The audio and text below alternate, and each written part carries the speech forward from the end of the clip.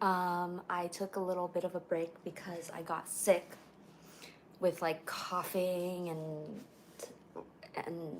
just a bunch of things that you don't want. You don't want to have a cold, especially when it's almost summertime.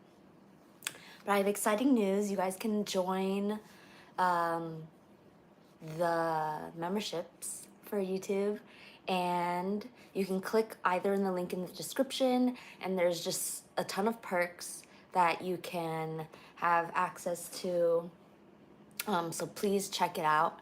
And yeah, thank you so much for looking through the membership perks and just joining the community. I'll basically I know that the community posts are only for members only. There are some member only videos, so there's like 4 tiers, and you can look through that when you click on the channel and the join. So do check it out. Today, I want to talk to you about why some people can feel absolutely nothing these days.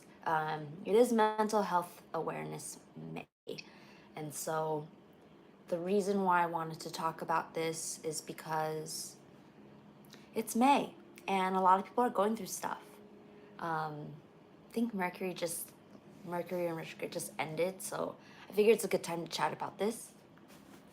And I want to actually show you or have you guys listen with me to a really interesting video that talks about this, and why finding purpose is so hard today. If you guys have ever feel like you're feeling kind of lost these days or feeling a bit numb, this video is good for you. So without further ado, let's get into it. Like more and more people are starting to try to figure out, like, what are we doing here? Like, on this planet, on this earth, like, what's the purpose of life?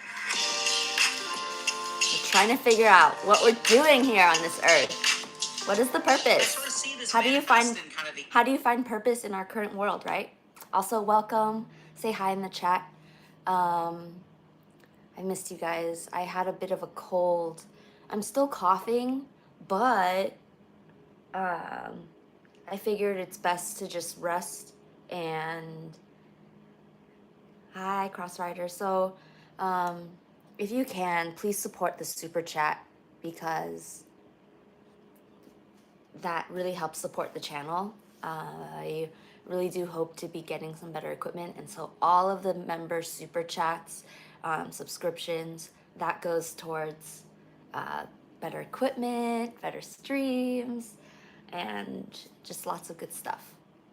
So how do you find purpose in our current world, right? Anti-work crowd where people are like, is this what life is supposed to be? Yeah. I'm supposed to wake up every day at 7 a.m. I commute for an hour, work until 5, commute home. I exercise for 30 minutes, cook for this amount of time, and then I have to get in bed so I'm not burnt out the next day. And it's just like rinse and repeat until I die. Yeah. Is this really what life is about? Is it? And on the flip side, we have like the Sigma grind set folks, right? These are the people that are kind of like, okay, like I'm gonna grind, and like you gotta grind to get ahead, and you gotta be an alpha, and you gotta go Sigma grind set. You know, that's really how you make it in life. Is you have the side hustle, and you grow your side hustle, then you have your side hustle, and you try to hustle as much as you can. And then if you hustle a lot, then you can become successful, and you can get lots of money, and then like you can retire early. Right, there's the FIRE folks, which is financial independence and retirement. Welcome, those of you who have joined our live stream today. We are talking about the kinds of people in our current world. We've already talked about people, I call them robots. They just get up at, 7 in the morning, go to work. When they come home, make some food, go to the gym, and it's rinse and repeat. And then you've got these people, like these Sigma alphas, that hustle, hustle, hustle, have side hustle, grow their side hustle, and they just keep working themselves to death. And then you've got the FIRE people, which stands for the Financial Independence Retire Early people. Early. So these are people who are kind of thinking, okay, since life starts with retirement, the goal of life is to like step out of that grind as quickly as possible, make your millions so that you can enjoy life. So instead of retiring at the age of 60, what I'm going to do is try to figure out how can I retire at the age of 45 or 46 or 46 and a half, and then I can start living life. So I'm going to sacrifice the best years of my life so that I can enjoy the latter years of my life. And so I'm kind of listening to this stuff, and I'm trying to really figure out what's the point of all of this? Is life really about going to work every day and kind of taking care of yourself and working on your mental health and working on your physical health and learning how to cook and eating nutritious food and then going keto and going paleo and all this kind of stuff until you die? You think what society tells you to do? Right? Is it like side hustles and hustles and hustles and hustling your way to an early retirement so that you can really like start living life to the fullest at the age of 52? Is this what's going on? Like, what's happening here? And these are two different solutions, either mentally checking out of the capitalistic society because I reject this thing, or capitalizing on the capitalistic society and leaning into that, and I'm going to try to maximize it and get ahead. But both these groups of people, in my opinion, share one problem, which is they don't know what they're doing. Right? There's no like purpose. There's no sense of purpose in life. People don't know what we're on this earth to do, and so they don't really know like how to live this life. So you don't and there's know how good to actual data to support this. So if we look at, for example, pornography addiction is on the rise, and more people are consuming pornography, more people are getting addicted to pornography. Yeah. And you may say, well, what does that have to do with life purpose? Well, it turns out that the variable that correlates the most with being addicted to pornography is a sense of meaninglessness. So as our life becomes meaningless, we start to consume more pornography because like we don't really know what we're doing. So I might as well watch some porn and get some dopamine, and then I'll kind of like, it sort of passes the time. Just be comfortably That's numb. one example. Another example, which is really scary, is actually suicide is on the rise. So we know that suicide is correlated with a sense of purposelessness in life, right? Like, what am I doing with life? There's really no point in being here. I'm suffering some right now, and there's no like end goal that makes the suffering worth it. So why not just check out of life? So it's kind of scary, but suicide is the number one cause of death amongst Asian Americans between the ages of 18 and 24, which is crazy, right? So if you're like an Asian American, kind of like I was, or I mean I still am, but I'm not 18 to 24 anymore. The most dangerous thing to you in life is actually you. And why is suicide the number one cause of death for Asian Americans between the age of 18 and 24? It's because this is a group of people that is getting crushed by expectation. They don't really know what they're doing in life, right? So if you've grown up in the Asian American diaspora, you'll be kind of familiar with this. That you're essentially crushed by expectations. The whole world, usually your parents, you guys crushed by expectations? Friend group and stuff like that. They tell you, hey, this is what life is about. You guys feel kind of like an inundated pressure? You gotta do this, you gotta do this, you gotta do this. You gotta do what society tells you to do. You gotta major in STEM, you gotta work really hard, you gotta get into a good college, you gotta be at the top of your class in college, you gotta go work at these really prestigious companies or become a doctor or whatever, and then you will be happy. Do all these things. And despite the fact that these Asian parents are pushing stuff on them so much, pushing this formula for success, what we actually see is that Asian Americans are killing themselves at an alarming rate. Yes.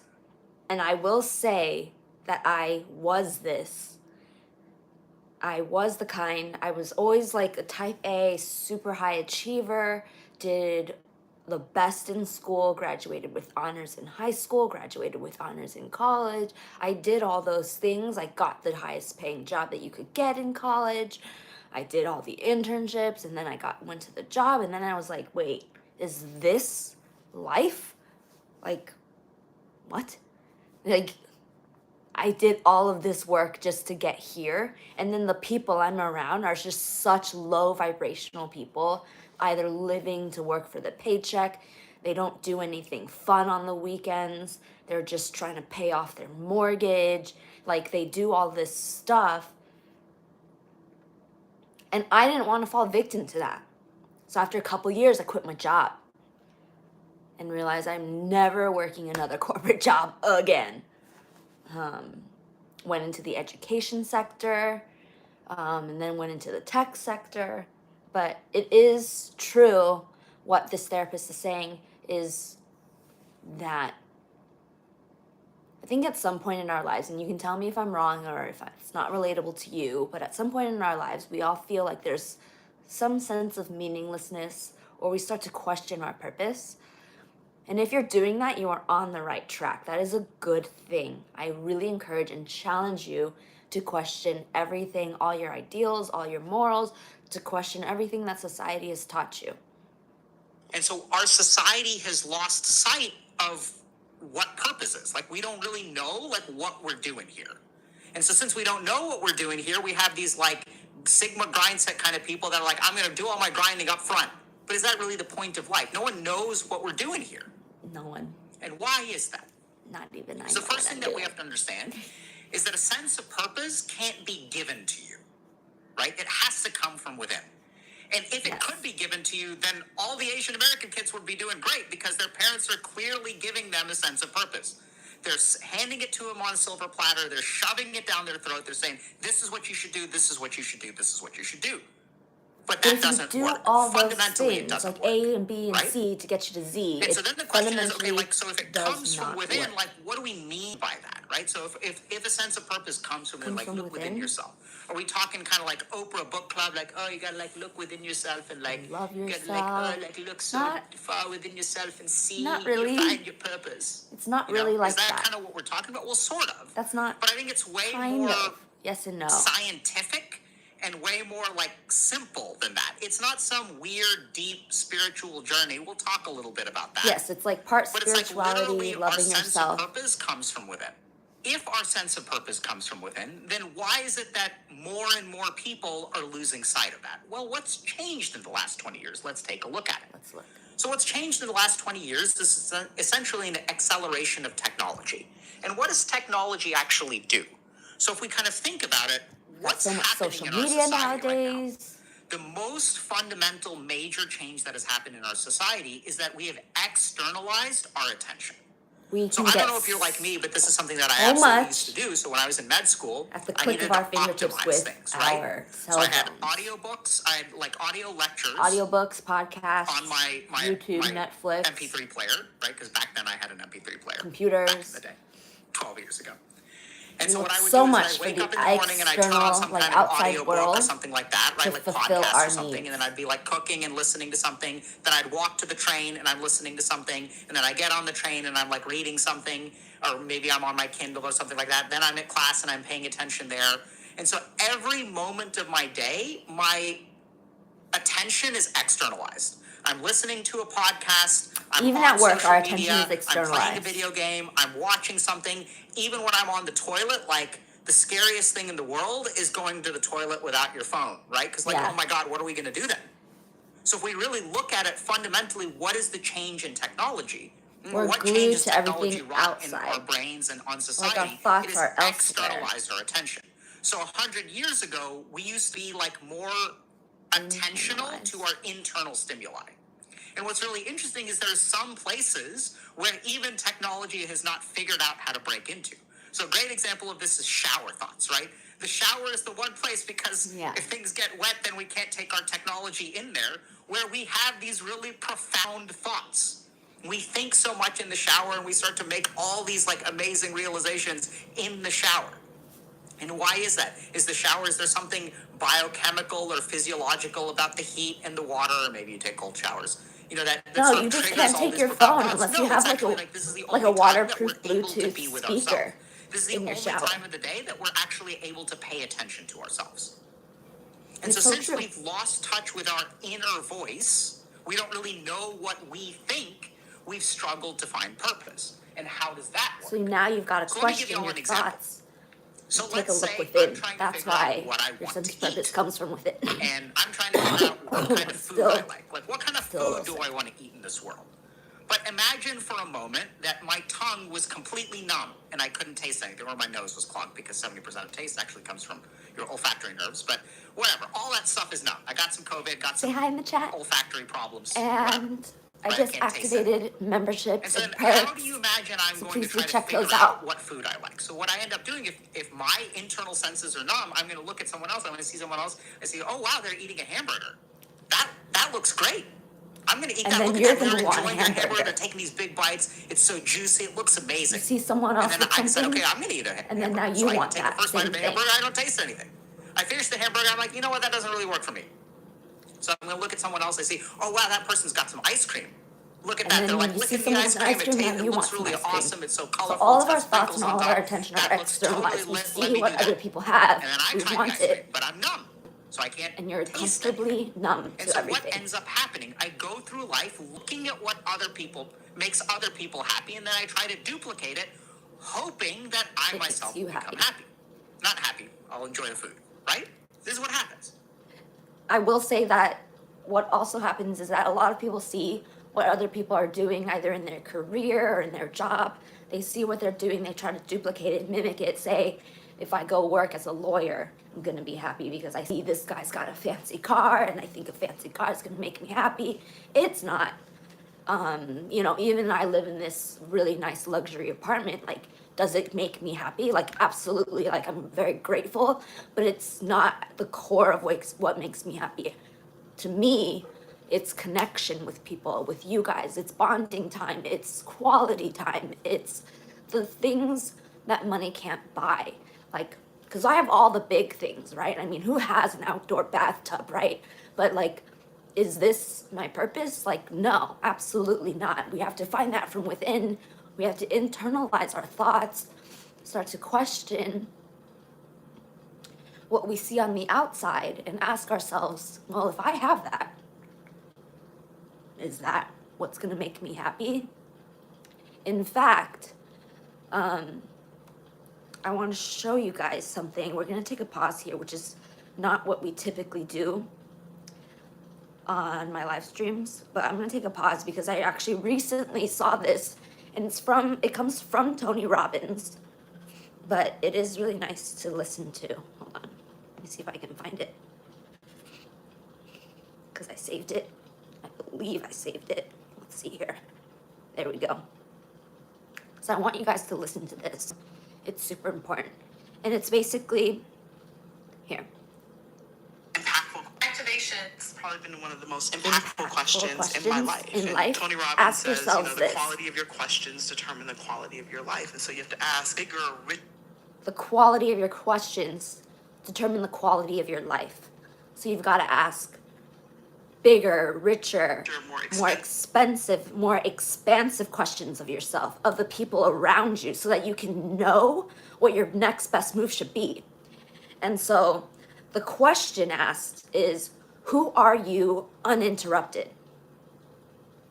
So ask yourself this: who are you uninterrupted?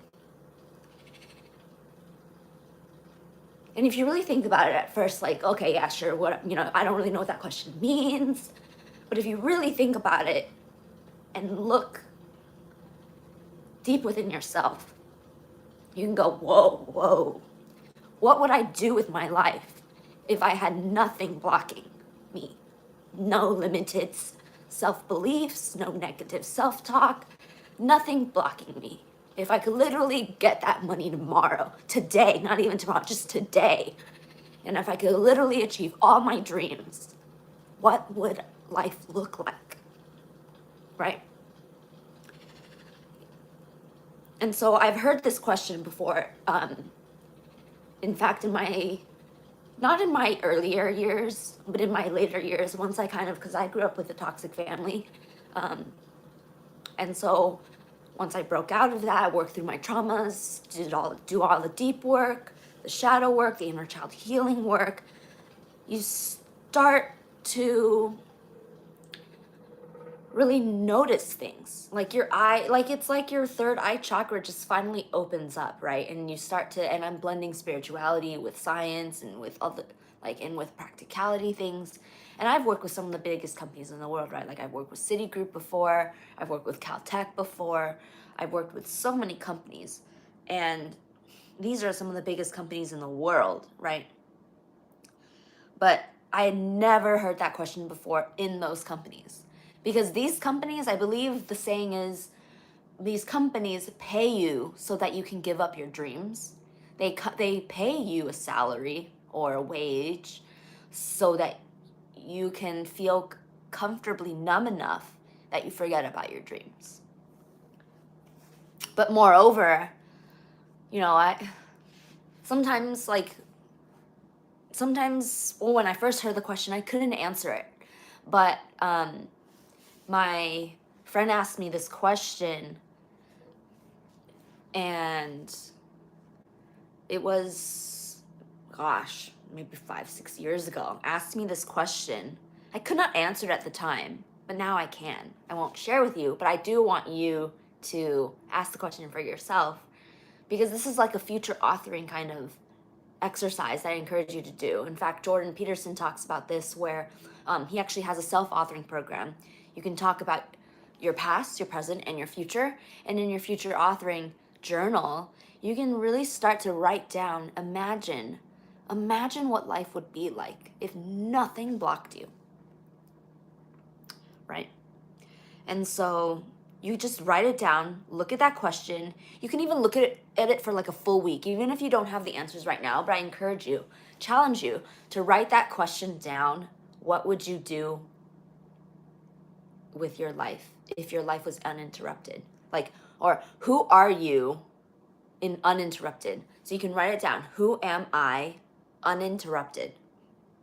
You don't have to feel pressured to answer the question right away. You can stare at that question for like a week even. Who am I uninterrupted? And just ponder that for a full week. And like, if nothing stood in the way of you or me achieving my success, what would my life actually look like if at every intersection of my life, like the light isn't red, it's not yellow, it's just only green all the way? What would you build? And I think to answer that question, you also have to think through and reflect on, well, what interrupted you to begin with, right?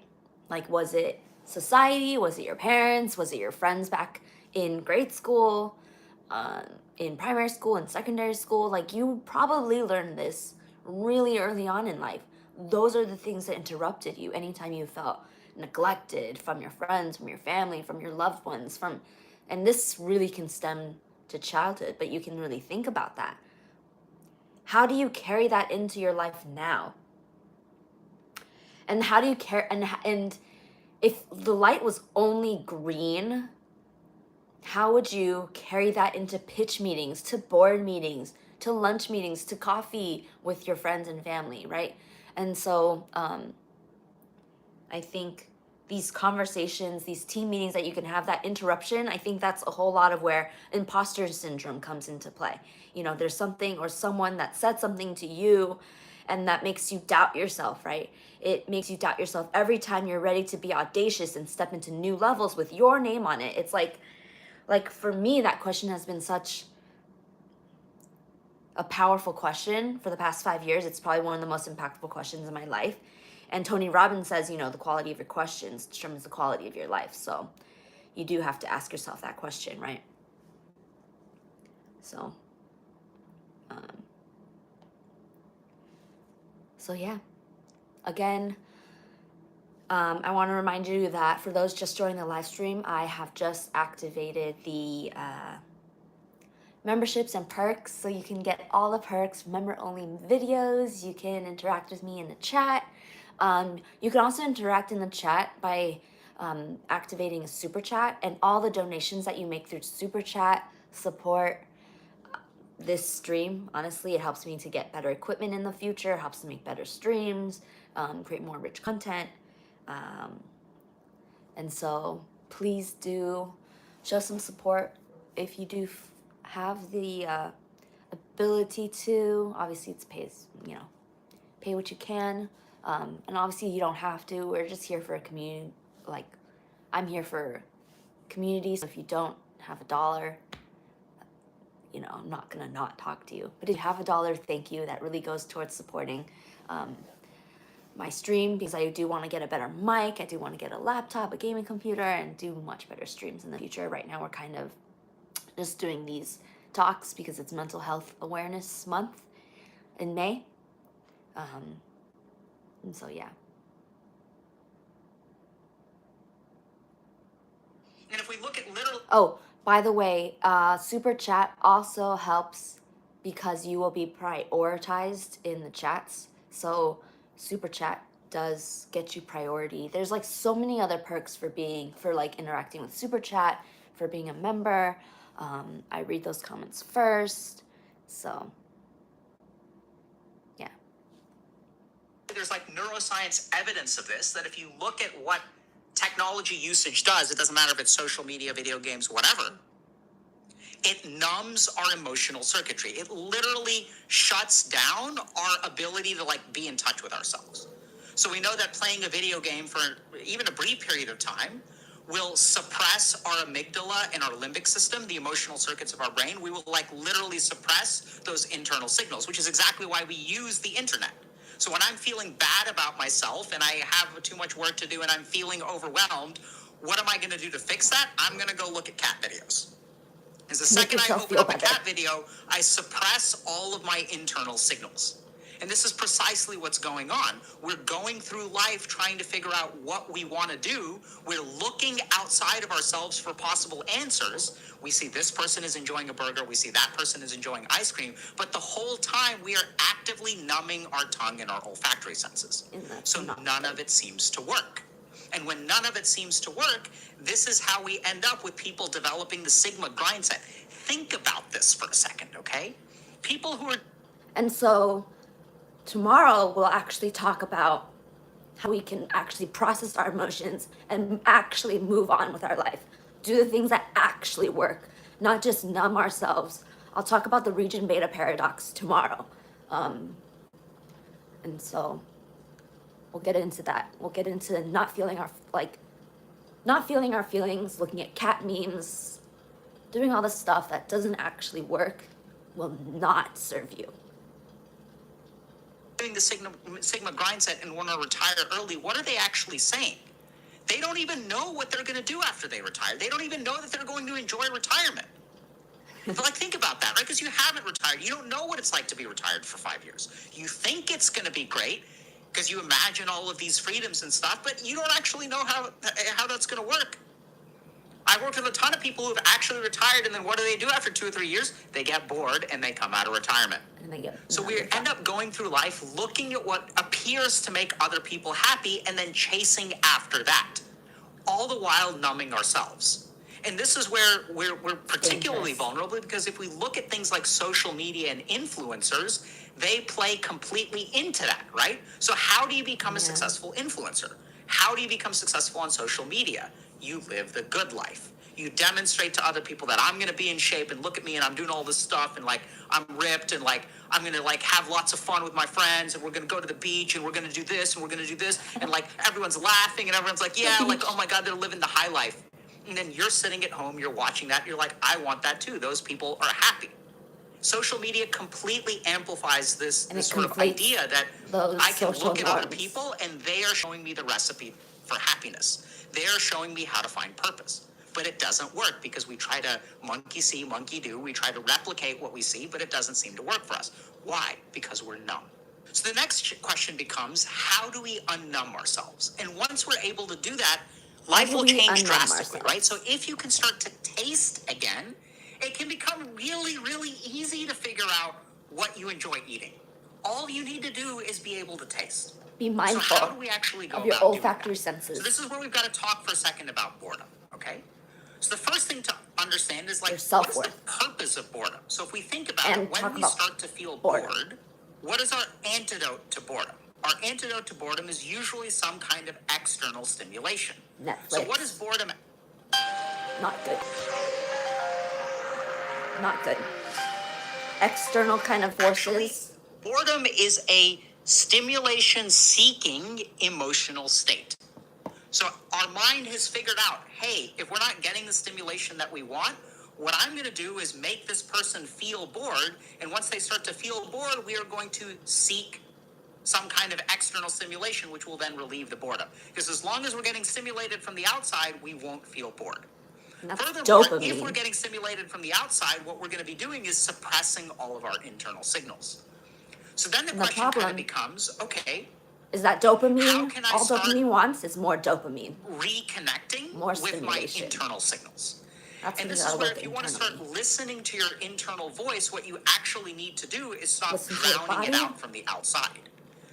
So this is where we have to understand a little bit about where thoughts come from, right? So the thoughts in our mind come from two places. They can either come from our sensory organs or something like internally, memory or things like that.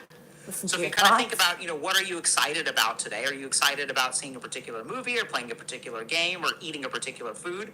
How did you have that excitement? Where did that thought come from? Chances are it came from a sensory organ. And as long as we are being bombarded by the sensory organs, it's going to be very hard for our internal thoughts to actually arise. This is further compounded by the fact that oftentimes when our internal thoughts arise, they kind of like arise in a negative way. So the first thing that comes out of our mind tends to be kind of negative. So if I'm sitting there laying awake at night and trying to go to sleep. Oh, I can't sleep. I'm not going to think happy thoughts at the beginning, right? I'm going to start to think a little bit about how much I have to do. I'm going to start to feel overwhelmed. I have so much to do. I'm not going to get enough sleep. The other reason that we want to numb ourselves is the first layer of internal voice is usually unpleasant. It's negative emotions that we've suppressed. And so what do we kind of do about this? And this is what's kind of interesting. And that's usually what happens when you first start to go through like self-healing work. People think this is like on your stage of spirituality, you start getting more spiritual. Yes and no, but he's talking about this from a scientific standpoint. When you tune back into your senses and what gets you excited, something you want to eat, something you want to watch, you're being so drowned by all your senses that you are still numbing yourself. You're still blocking yourself and not looking within. And so what he's saying is when you actually finally look within and no longer suppress your emotions, usually the first kinds of emotions are the negative ones. Those are the ones that pop up first. And when you do that, don't suppress it, don't push it away, feel it, because this is actually the hard work. Once you start to do the hard work, you break that barrier, that challenge, and then that's when you actually start to heal, to find your purpose. We kind of know societally that people will go and find their purpose, right? And how do they do that? Well, they go on these journeys of self-discovery and they find themselves. So we know this is not that's only a trope, like people actually go and do this. I kind of did it, right? I mean, that's what people say when they're like, oh, I'm trying to find myself. And, they go through their quarter-life crisis, right? Or even their midlife crisis. People are still trying to find themselves. They don't really know what they're doing. And it could come at certain points in their life when maybe they're going through a huge life transition, losing their jobs or quitting their jobs, moving to a new city, moving to a new country, completely switching careers, experiencing a huge financial loss. They'll go through these journeys of self-discovery. And the byproduct of that is that it does become spiritual, because you do need to look at yourself really hard. Really look at yourself in the mirror. And come to terms with the fact that those negative emotions will come up. Don't push it away. Feel it, process it. And that's the inner work that you can begin to do. So I went to India and I spent 3 months in an ashram. He went to India. And we know that people will go on these year-long wanderlust, sabbatical kind of things. That's what I did. Sometimes people will take a gap year, and what do they do in their gap year? They go travel the world, and they hike, and they go mountain climbing and all this kind of stuff. Yeah. And we know that once people do this kind of thing, they come back to life. 6 months later, a year later, their hair has grown out, they have a beard. 6 years later. They're a dude. I'm still doing it. Sometimes women, And then they've got this piercing look in their eyes, and they're rugged, and they've discovered themselves. And so let's understand that for a second scientifically. Wait a minute, so we know this kind of happens, and even within you there may be a yearning to go find yourself. And then the question kind of gets, okay, hold on, what's the mechanism to this? What's the science behind this? Why do you have to travel in the Himalayas to go find yourself? Because aren't you with you all the time? Well, the answer is actually no, right? So in the world that we actually exist in, you're not with you. In fact, you have so much digital stimulation that you're far, far, far away from you, which also explains why you can go find yourself in the Himalayas. So when you go hiking for 6 months, what happens to your indriyas, your sense organs? What happens to your sensory input? When you're hiking for 8 hours, you're not getting constant sensory input, right? You just can't. So sure, you're seeing things like maybe there's a beautiful mountain somewhere or a lake or whatever, but for the most part, you're kind of walking and just being with yourself. Yep. And so the process of finding yourself involves reducing. You're finally spending time with yourself. This is actually what my healer first told me. Spend time with little Lucy. And I had no idea that I had neglected her for a really long time. And little Lucy is like my inner child. Everyone has an inner child. You have an inner child. We all do. And when you actually start to finally spend time with yourself, well, what does that mean? You're going to be sacrificing spending time with others. Because if you are just, even if you're with your partner, your boyfriend, your girlfriend, your life partner, your spouse, you're still spending time with them. You're not spending time with yourself. So this actually requires you to be alone. And a lot of people don't know how to live alone or be alone. It's like very uncomfortable for them. But when you finally start to reduce the external stimulation, that's why he's talking about going hiking for 8 hours. You're literally seeing the same thing for 8 hours. What's gonna come up? You're probably gonna be frustrated. You're probably gonna feel frustrated. You'll feel dehydrated. You'll feel angry at times. Your body will start to hurt. Your body start to like feel these feelings. All of these emotions will start come up. You don't have Wi-Fi. You don't have internet service to get you out of this. Like, you just gotta keep going, right? External stimulation. And as you start to reduce external stimulation, stuff starts to come up. You get attuned to your inner voice. This is exactly what happened to me in the ashram. So I sit there and I meditate for like 8 hours, and like stuff starts to come up, stuff starts to come up, stuff starts to come up.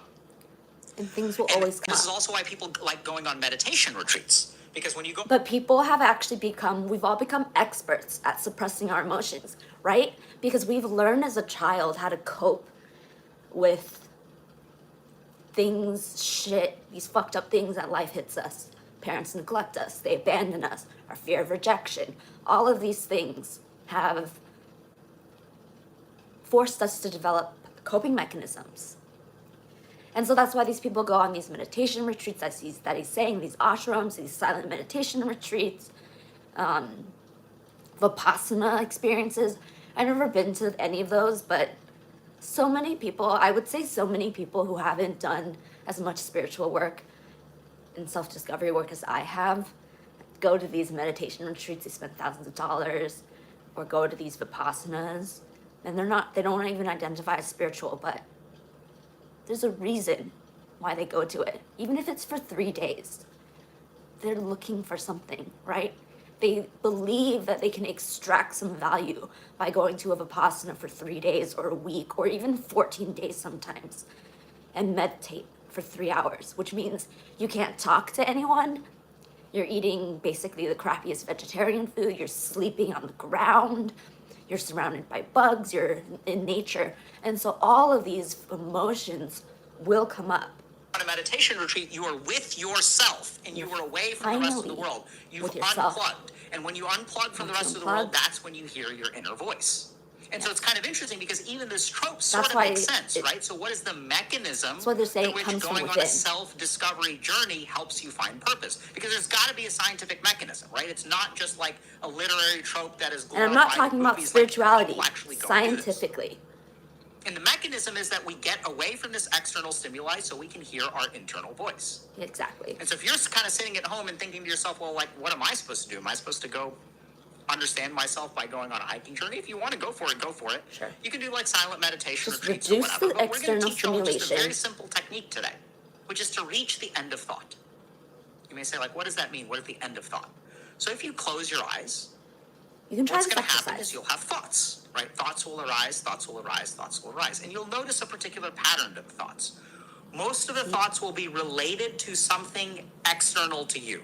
They're not anything about what you want. They're about things that you're going to need to do. Or they manifest as desires, which you may think is what you want. But that desire will also be born of an external stimulus.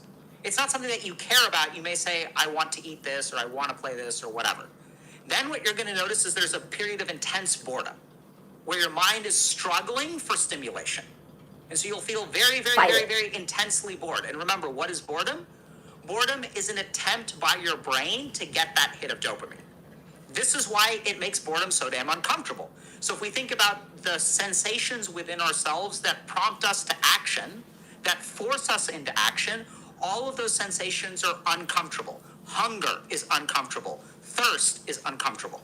And so why does our body make us feel uncomfortable? To bludgeon us into acting. And what's the biggest club it's got? It's actually boredom. So the second phase that you're going to experience is intense, intense boredom. But then something magical will happen if you can make it through that phase. Fight it. If you can not give into the boredom, and once you know what the boredom is trying to do, you can start to have some power over it. Looking at your thoughts. You will find that the thoughts are going to be very rapid at the beginning, and then they'll start to slow down, slow down, slow down, slow down. This is why if you're lucky, you will reach the end of thought. And breath work. So how long does it take to reach the end of thought? It kind of depends. But once you reach the end of thought, this is what he also didn't mention this, but what I like to do, something that has helped me, is I have a thought. Sometimes I ask why, because then when you keep asking why, like, for example, if you fear something, you just keep asking, like, why are you afraid? Why are you afraid of that? And then why are you afraid of that? And then when another thought comes, well, why are you afraid of that thought? And you just keep going down that rabbit hole, keep pulling back the layers, peeling the layers of the onion so that you can finally get to the root, or how he calls it, the end of your thoughts. Because remember, thoughts can... But sometimes I also don't ask why, and I don't go down the rabbit hole. I just let the thought come and go, like a cloud passing by, right? Like we've got clouds here. And if you're, imagine your thoughts as clouds. You don't have to ask why. You don't have to ask for this closure. You can just observe the thought and let it go. There's two ways to do this to reach your end of thought. You can constantly ask why, so that you can logically reach that end of the thought, or don't take it personally. Don't even ask why. Just let it come and go. From the outside, then all you will be left with are the internal impulses. What you will have done is stopped numbing yourself and actually will be hypersensitive to internal drivers, internal goals, internal values. And the cool thing is once you get centered in those, then you can start crafting a life around them, right? Once I know from within me what I am looking for from life, once I stop listening to influencers or my Asian American parents or looking at other people like my friends or older siblings or whatever, and what they've done, influenced in those, and actually end of thought. Because remember, thoughts can come from the outside. Then all you will be left with, all you're left with, are the internal impulses. What you will have done is stopped numbing yourself and actually will be hypersensitive to internal drivers, internal goals, internal values.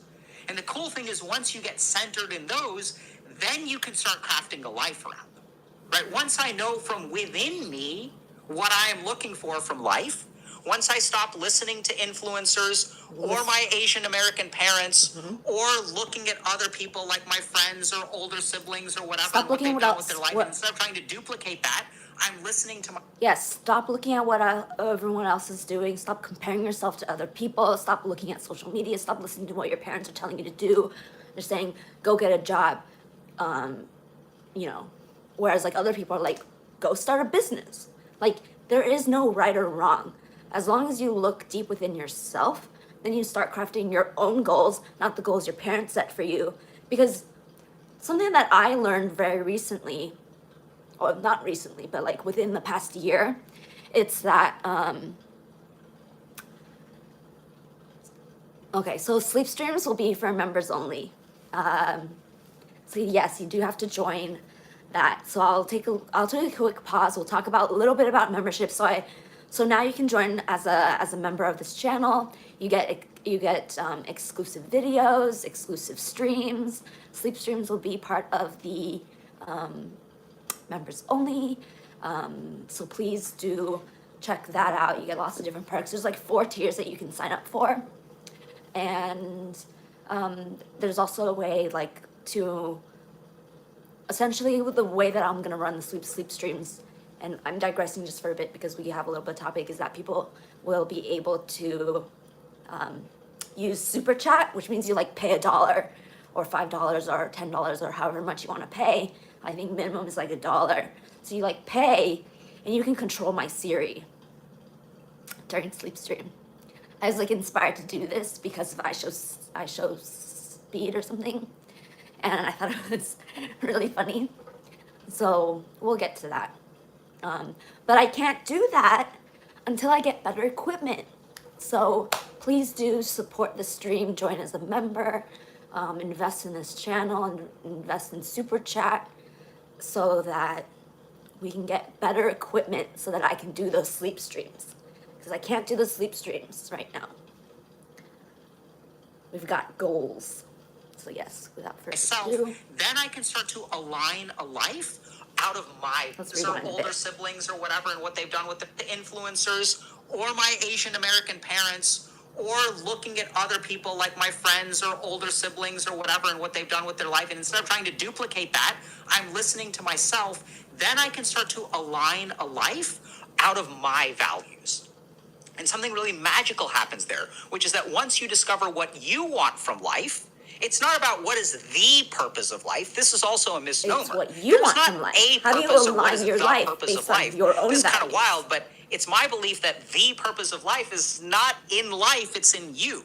It's individualized. And this is like the big scam is that we're like, what's the purpose of life? Like, let's go ask someone really wise, right? Because if we ask someone really wise, they'll be able to give us the answer. But only you can answer that for yourself. But the whole point is that you're an individual, that you are living your life. And so if you want to make the most of it, you have to understand what you want out of it. And so in order to do that, reach the end of thought, right? And you may say, well, practically, how do I do that? Do I sit there for a while? You can sit there for a while. You can go on a long hike if you want to. You don't have to reach the end of thought all at once. So you can sit there and go on a 10-day silent meditation retreat if you want to. You don't have to go all the way to the Himalayas. Fantastic. Or you can just sit down with yourself, you know, for half an hour, whatever. Do I have to stay in lotus posture? No, you don't have to stay in lotus posture. Go for a walk and just let the thoughts run out. They will run out of steam. There'll be boredom. And then after that, you'll discover what you want. And once you discover your purpose, that's actually a really good exercise. If you feel like you're super bored, what can you do? Just don't even think about it. Run on autopilot and go take a walk. You will start to have thoughts, right? And I challenge you doubly, don't bring your phone. If you have to bring your phone because you like don't know how to get back home, bring it. But I can challenge you to don't look at your phone. So if you do that, just go take a walk. Thoughts will come up. You're spending time with yourself. And if you can't go on a hike, just walk in the city. Walk in your neighborhood. Just take a walk around the block. Reach the end of thought, and then you'll know what to do. If you don't know what to do, go take a walk, and then it'll come to you. You don't need to force it. Just let it come to you. It's magical, and it works every time. And then once you find your purpose, and the thing is I think people put a lot of pressure because like this video, like some people may look at this, or you may look at this and you may think you need to find your purpose in life. You don't even need to find like the entire purpose in your entire life in the next 100 years or whatever. You can just break it down into like very small steps, right? Like people talk about this ladder, right? It could be a spiritual ladder, it could be your career ladder, it could be your like life path. But you can think about this ladder, and people are always trying to get to the end, right? They're trying to get to this end goal or this end thing, and they're like here, and they're like, how do you get there? Well, like if you don't see that far ahead, don't put so much pressure to see the end. Just take a step forward, right? You can be here. Do you know, like, if you don't even know how far you are and you don't know what that end is, but if you can see your next step, then take that next step. Take one step. And if you're here, then be here, but it's at least better than here. You don't need to be here right away. So you can think about that in terms of like your life purpose, right? You don't need to know right away. It could be your life purpose just for the day, or just for the hour, or just for like this time that you're sharing with me to learn about this type of stuff in the past hour, right? You can talk about what your purpose is for right now. or you can think about, you can understand and think about what your purpose is for right now. Align your life around it. And once you start aligning your life out of purpose, a couple of things happen. The first thing that happens is that you are able to tolerate the difficulties of life. So why is it that it's hard to do hard things? It's because it's not worth it, right? Anytime there's a challenge, if you really listen to people, what's their resistance? I don't know if it's worth it or not. But once you're aligned with your purpose, But that's the ego talking. If your ego is saying, I don't know if it's worth it, like, I don't know if it's going to make any money, or I don't know if I'm even excited about it. If someone brings you an idea, you're not excited about it. There's resistance, right? And that usually comes, it's ego-based. And that's usually not helpful. But once you start to build a tolerance for the difficult things in life, then you can actually just tell your ego to shut the fuck up. will actually become worth it, right? Because now you know why. Anytime there's a challenge, if you really listen to people, what's their resistance? I don't know if it's worth it or not. But once you're aligned with your purpose, it will actually become worth it, right? Because now you know why you're doing it. Now you can afford to wake up at 6 a.m. every day because you actually care about what you're studying. This is caring for life, makes it so much easier to live and so much more enjoyable. So if you obviously if you like have a care for something, that's going to motivate you to get up at 5:30 in the morning. You're just going to continually push yourself because you know it's going to be worth it in the end. You're highly motivated. If you're ever feeling like you're lost in motivation, you don't want to wake up at 5 a.m. for this workout, well, what's going to get you out of bed is that you know deep within your mind and deep within your heart and deep within your soul, you tell your ego to shut the fuck up.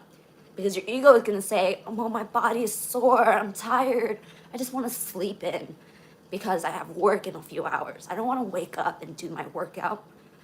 Tell your ego to shut the fuck up, get your ass up, because you know at the end of the day, deep down, it's going to be worth it. And when you know you have a care for the world, you have this goal, that is taking one step. And then you just keep taking those one steps. Before you know it, you're there. And so all of these little things, like your purpose in life may not be to wake up at 5 in the morning to do the workout. But if you know that doing that is going to help you, I don't know, get a better mindset, because highly successful people, what do? They usually wake up at 5:30 in the morning, right? Those are just the patterns. And yes, I am, bringing up an anecdote about what society portrays as success. You can duplicate that if it works for you. But if not, dump it. Don't do it. I'm not saying you have to, if you want to be successful, then you have to wake up at 5:30 in the morning and work out. No, do what you think is best for you. And only you can answer that. Only you can define what your values are. And only you can define whether you're a morning person or an evening person and what you care about in this world. Because I think very few parents actually ask you genuinely what you care about. I know my parents never asked me what I cared about. You know what my parents said to me? Oh, it would be so nice if you went to this school. Oh, it would be so nice if you got this government job. They don't give a shit about what I cared about. And so if you actually have those parents who actually ask you, we just want you to be happy, we want you to do what you care about, those are some pretty good damn parents. So in order to really figure out how to make life easy, I don't think you should adopt the anti-work view of, is this all life is? I think it's a good question. And I don't think you should adopt the Sigma grind set view, which is just, hey, let me work and work and work and work and work so that I can be successful later and then I can have this gravy train, like this pot of gold at the end of the rainbow. I don't think it works. I've worked with those people. They reach the end of the rainbow, they enjoy themselves for a couple of years, then they come into my office and they're like, I don't know what I'm doing with life. And then we go on this journey. Or they're depressed. The thing is, you don't have to wait until, you don't have to sacrifice the best years of your life to discover that purpose is not financial security. That purpose is so much more. You can actually start that today. In fact, you need to start it today. And if you can discover what your purpose is, start it today, through this technique, if you can understand this, then so many things will become easy. I know it's not practical for people to go to an ashram in India or go hiking in the mountains for 10 days, which is exactly why we built a coaching program. Our program is actually designed to help people find a sense of purpose. And what we tend to see is about a 58% increase in a client's sense of purpose in life at about 12 58% weeks. increase. And what we've Do you want that? Like, do you want a 58% increase scientifically? really found in our central hypothesis is that once you find a reason to get out of bed in the morning, once you find a reason to get off of the internet, once you find a reason to actually be motivated to do things that are difficult for you, that's what actually makes it easy for you to accomplish your goals. As a teenager, Isn't that cute? Once you find a reason. That's why a lot of people say, and I'll say this to you too. What's your why? What is your why? Right? If you can answer that, you're on the right track. So again, to sum it up, 2 very important questions for today. What is your why? And who are you uninterrupted? Who are you if you had nothing blocking you in life? Think about that.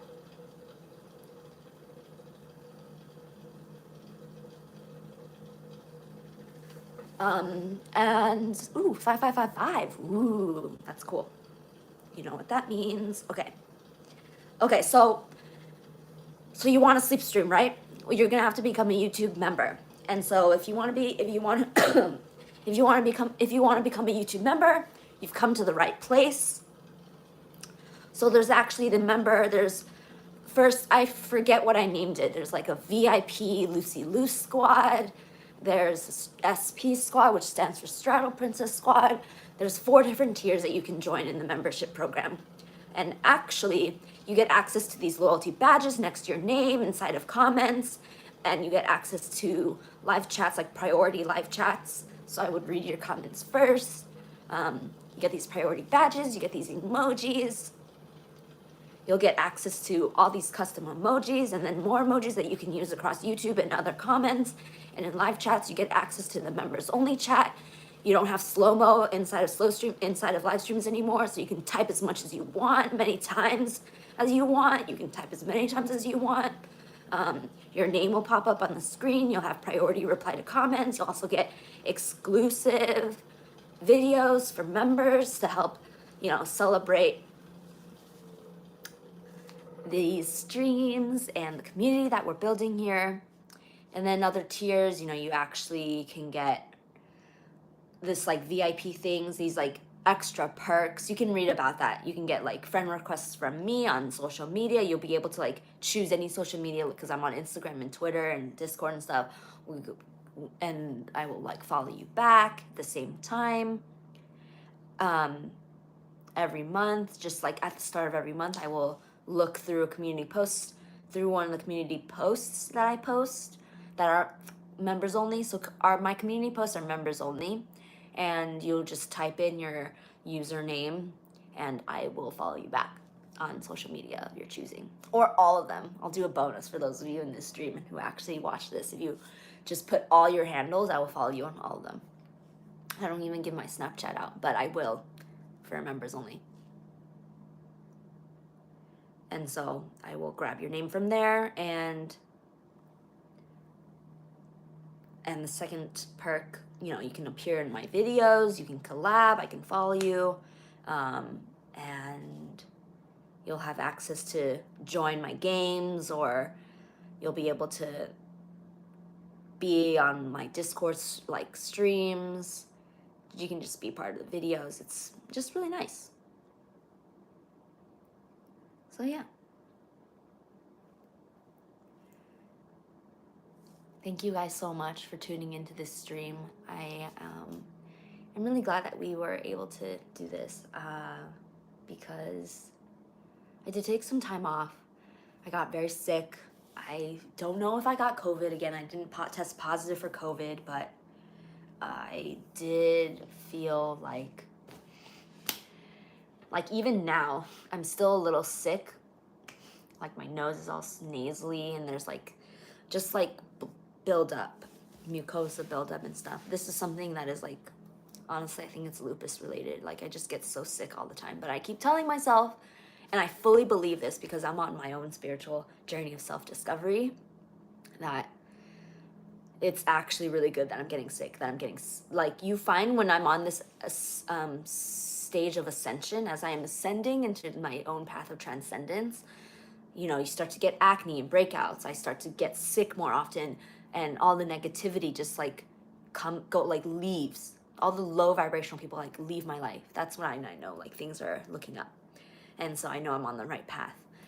So tomorrow we will talk about the Regent Beta paradox. We'll talk about what else do I have planned? Oh yeah, how to like move on with your life. So you've done this, right? You have the technique to find what your purpose is, and so that you don't feel like nothing. So you don't, so like you can actually start processing your emotions. So you no longer feel nothing. You no longer feel numb, and you can start to move on with your life. So we'll talk about that tomorrow. Thank you guys so much for tuning in, and I will see you tomorrow. Have a great day. Love, love, love, and peace out. And tomorrow, please, I do hope to see some of you on the super chat so I can interact with you live there. And for those of you who are thinking about joining a membership program, do check it out. You get lots of perks that no other channel is offering, so check that out. I'll see you guys tomorrow. Bye.